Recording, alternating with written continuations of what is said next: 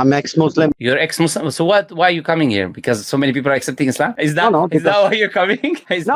Like you said, Allah will replace the people with the better people, right? Actually, So people like me left, better people came. It's actually actively Allah is replacing it. Don't you see it happening? Yeah, definitely. I can see that.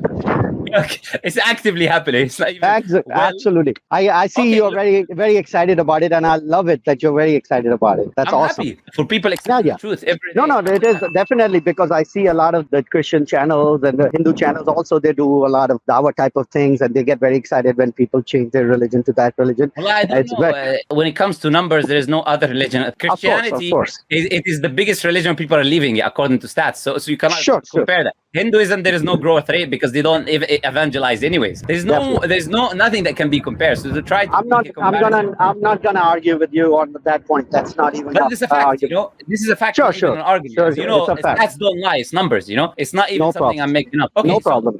I just had a question. I waited a long time, but now the time is very low, less because you have a lot of people. So I just wanted to know: do you do this every week, or do you do this like on a fixed day, or because I wanted to see if I can come and talk, but it depends. It's always in Friday. Do you announce it beforehand, like one day before? No. Usually Friday, Saturday, Sunday, something like that. In the evening, it just depends. Look, I'm a person as well. I have a life. No, I get it. That's why I was like excited to talk to you, in the sense because I saw some of your videos, and you're a very good debater, and you got a very good grasp on logic, science, and philosophy. So it's a very nice thing to talk to somebody like you who has like a good understanding for a lot of different things. Okay, so can we establish one thing though, is that we don't interrupt one another, or I will have to remove you. Okay? So if you interrupt me also, then I can call you out and say that please don't interrupt me. If I interrupt you, remind me that I'm interrupting you, and then I will be fair with you. I'm not going to interrupt. So perfect. The thing is this: you said you're an ex-Muslim, yeah? So can you tell me how many rak'ahs are in Surah Fatiha? Rak'ahs in Surah Fatiha? What do you mean? How many rak'ahs is the rak'ahs in Surah Fatiha? Yes, how many? Rak'ahs are in namaz, not in surahs. So rak'at is not in surahs? No. Rakat. How many rakat? Like 4 rakat, 5 rakat. That's in salah, not in surah. What are you talking about? So you're saying there's no rakat in Surah Fatiha? Yeah, no, rakat. You're talking ayats or rakats? I'm confused. Rakat is like, how many rakats of salah did you do? You did 2 rakats, 4 rakats, 3 rakats for maghrib, like that. But you're saying rakats in a surah? So do you memorize? Okay, let me ask you this. No, wait. I'm confused. I will clear your confusion in a bit. But do you memorize any part of the Quran other than Surah Fatiha? Other than Surah Fatiha? قل هو الله أحد الله الصمد لم يلد ولم يولد ولم يكن له كفوا أحد إنا أعطيناك الكوثر فصل لربك وانحر. Pakistan. Okay, no problem. Because there's a lot of people who come. No, I get it. You're trying to check, test that person is actually ex-Muslim or not. I totally get it. Yeah, no. You need to understand why. Because today is a business. To claim, they make a channel. They claim their ex this, and they start making the whole channel about Islam, and then they make money and they ask people to donate for them so they can. It's a business basically. I left Islam and support me because I'm persecuted. So when you said you don't want to show your face, I usually don't allow this, by the way, but I'm allowing you to do it. Yep. What do you want to talk about? As I said, you got your chance now. No, I just wanted to see. I didn't have a specific question. Then. Sure. Don't have a question. Let me ask you a question then. Why is the reason you left Islam? I just lost my faith. Like, I was Muslim for a long time and I believed in it.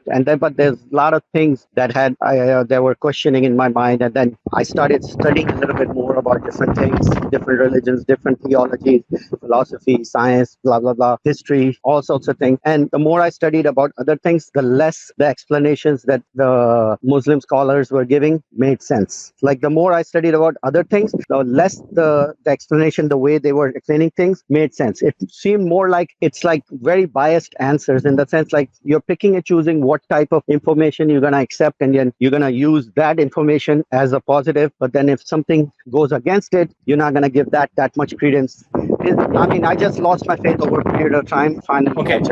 Yeah. So the thing is, don't you think maybe you're asking the wrong people? And I asked a lot of scholars. I have conversations with lots of muftis, sheikhs, a lot of learned scholars. I went to I think you're in the US, right? I'm not in the US. No, I'm in the UK. Oh, you're not there. If you're in the US, there's actually big organization, ISNA, ICNA. the huge Okay, organizations. it's better if we don't mention names. I would appreciate it. No, these are big organizations that I know. they have conferences and all that stuff. So, I go there, I talk to sheikhs. I've literally did everything I could to, even right now, what I'm doing right now is my effort to be like, maybe I'm wrong. Maybe I got the wrong information. Maybe you can explain certain things that I have. So I've talked to a lot of scholars, and I'm not saying in that sense like everybody's correct and they gave me the right information. Sure, I might have had some wrong information and all that, but I did do my part in trying to study and try to establish what I'm getting the information is correct or not. Okay. Now, the reason I would say is you're asking the wrong people is because the questions that people come with, clearly you can see, not only on my channel, but in other brothers' channel, the people answer them rationally to people who are not even Muslims, which would mean that there is no bias there. Those people who are not Muslims, they accept these questions, the answers to be rational answers, which shows that there's not an issue of being biased when you're given the answers, so that the answers are biased, because there are people who are non-Muslim listening to those answers and accepting those answers to be rational and consistent. The bias could be in you of not accepting some of these answers. I do not know what the questions are. I'm giving an example. The bias could be sometimes in you not accepting something for an emotional reason, while the answer is still a rational, perfectly acceptable reason for someone who is objective, like someone who's not Muslim. So they might accept it while you might not accept it. But this is a problem, could be from you coming from an emotional perspective. That's a possibility. I do not know. Point is, you said you spoke to them, this and that. That's why you can ask your question, and then we can see. But I want to ask this first. Can you put your hand and pinpoint, this is why I left Islam? Because no, the people I they can't. come,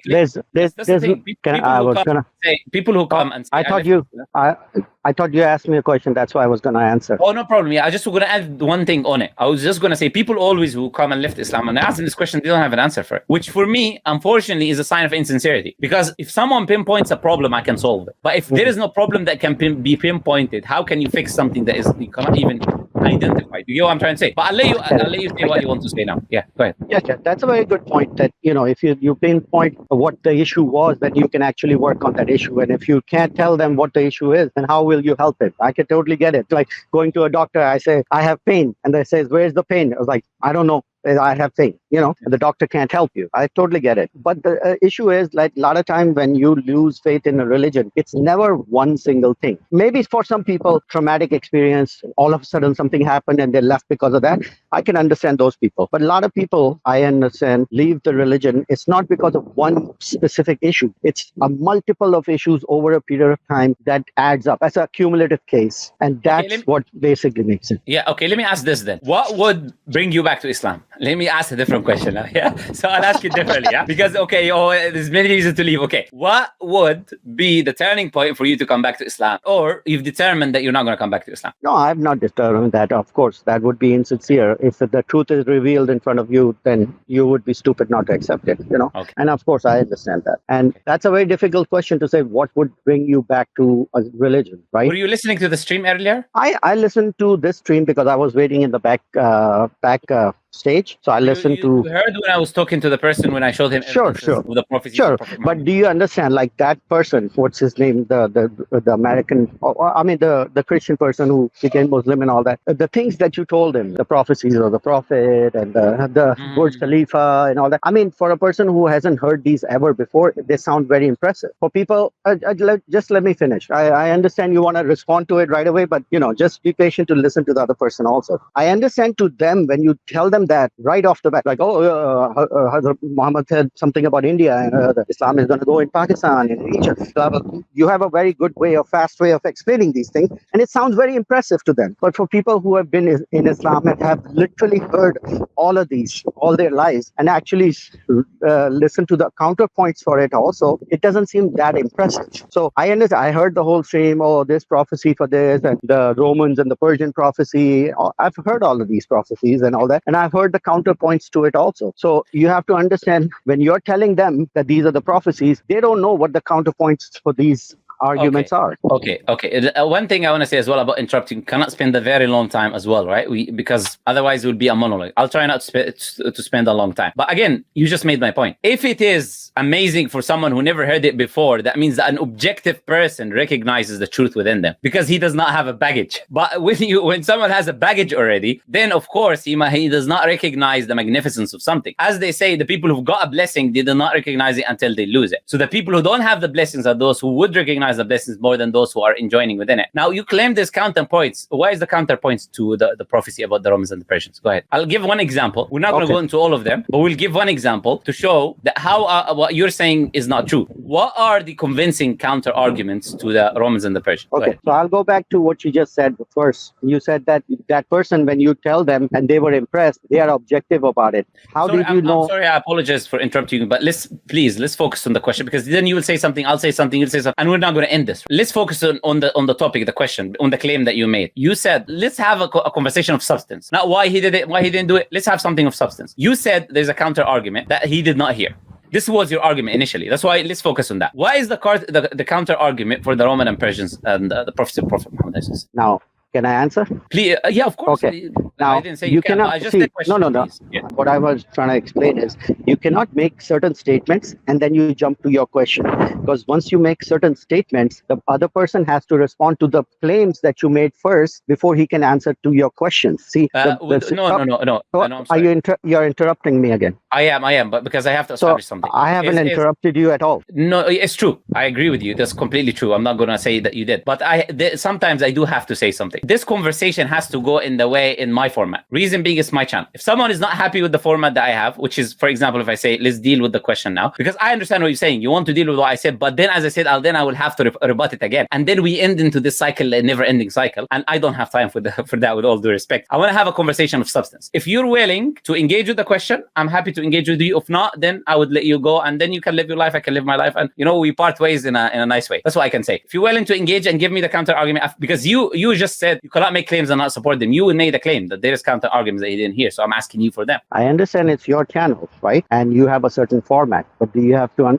understand, when you make certain claims to somebody and then just move on to your question and leave your claims unanswered, it seems as if your claims were correct and then you moved on to your question. That's why I was trying to address your claims first. But if that's your format, that you're going to make a claim, you're going to say this is how it is, and then you say, oh, let me ask you this other question, and then you leave the other part just there, then I understand that's a totally different format, and we can part ways at a very nice, cordial way. I really had a fun talking to you, because it's not about argument. No, I have, but I don't want to argue with you on that way this type of format that you have. Because you're saying that you can say whatever you want, but the other person has limits on what they can. They have to say it according to how you say it, but you are allowed to say whatever you want, make certain claims, and not be challenged on your claim. But then you'll jump onto the question, and then you want the other person to answer that question that you asked, and leave all of your claims that you made on the table. That's not how it is. I'll give you a chance now to establish the claim that you made, that there are counter arguments that he did not hear. No, that's not the claim. My claim was... You didn't say that. No. That's your question. The second question that you jumped in. My question to you is that, do you have a counter argument to the Roman and Persian prophecy? Yes. Can you explain what the Roman and Persian argument is? The argument is Muhammad... You said you heard it. Yeah, I heard it. I'm just summarizing it. Your argument is there's a land, Persian and Roman. Okay. There's a war. Prophet made a prophecy that they have been defeated, but in a few years, the Persian will be the one that's going to be defeated and Roman will take over. That's the prophecy, right? And in a few years, they took over. That was it, right? That's the big prophecy. I'm asking for the counter argument. Yeah. So the counter argument, how is that a big prophecy? If I just say Ukraine and Russia just fought, and a few years later, Ukraine will be victorious, how is that a prophecy? I appreciate your amazing response. So I'll let you go now. It was a pleasure talking to you. And, thank you very much. Really had a fun time. Thank you. Bye. No problem. And this is the thing, you see, brothers and sisters. They make a claim, and then when you pinpoint them, okay, what was the counter argument? The counter argument is, this is your big prophecy? What a great counter argument. What a rational response to what we've established already, of saying that this time-bound, time-specific prophecy about the two major empires of the time, that of an empire that was about to be decimated, right, of how they will come back, it is just, oh yeah, is this your big prophecy? Do you see, brothers and sisters? Well, this is a sign for us. I'm happy he came and we give him a little bit of a chance there. It's a sign for us to see the blind hearts of certain individuals, as Allah says, كَلَّا بَرَّانَ عَلَى قُلُوبِهِمْ. The dirt has completely covered their hearts. They don't see the truth, from the sins, the amount of sins that they do in their lives. So, subhanAllah, is like, if we show him the sun, like this sincere brother who may Allah reward him, who heard the prophecy. He's objective. He's coming from a perspective where no one is brainwashing him with nonsense. He's listening as an objective person. Of course, prophecies are clear-cut, amazing. So, of course, he sees the amazingness of these prophecies. And subhanAllah, some people are just blind, and Allah guide us all,